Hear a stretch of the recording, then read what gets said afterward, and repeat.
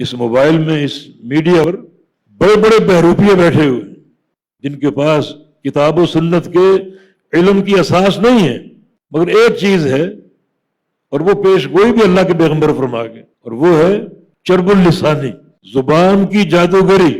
نبی علیہ السلام کا فرمان ہے ان من البیان لسحرا، کہ لوگوں سن لو، کچھ بیان ایسے ہیں جن میں جادو کی تاثیر ہوتی۔ یہ بیان کی تعریف نہیں ہو رہی، کچھ علماء غلط سمجھے کہ یہ بیان کی تعریف ہے، جادو کی تاثیر۔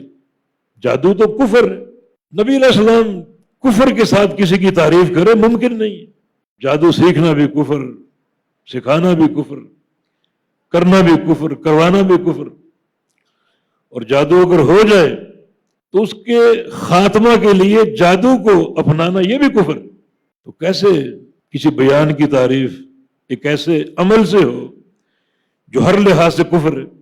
یہ چرب اللسانی اور یہ جادوگری زبان کی، لوگ اس سے متاثر ہو جاتے ہیں۔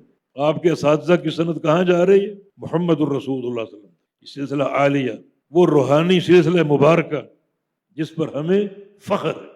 ہم مربوط ہیں محمد مصطفیٰ علیہ السلام سے، اور محمد مصطفیٰ علیہ السلام کے استاد جبریل امین اور ان کا معلم اللہ رب العزت۔ بات کہاں پہنچ گئی؟ یہ ایک نعمت عظمیٰ آپ کو ملی۔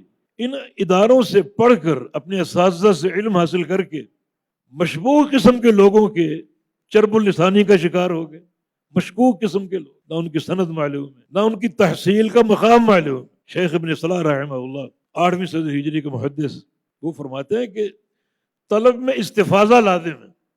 جس سے آپ نے علم حاصل کرنا ہے، جس کو سننا ہے، جس کے درس میں آپ نے شریک ہونا ہے، اس کی طلب علم کی شہرت ضروری ہے۔ آپ کو پتہ ہو اس نے کہاں پڑھا ہے، کون اس کے مشائخ ہیں، کون اس کے اساتذہ ہیں، پورے اطمینان کے بعد اس کو سنیں۔ لیکن یہ جو اسکرینوں پر کچھ نوجوان آ رہے ہیں، نہ ان کی سند کا علم ہے، نہ مقام تحصیل کا، مشبوہ قسم کے لوگ، مجہول قسم کے لوگ، صرف سحر بیانی، ان کے بیان کا جادو ہمیں اپنی لپیٹ میں لے لے، یہ احساس قحطری بھی ہے اور بڑا گھٹیا سودا بھی ہے۔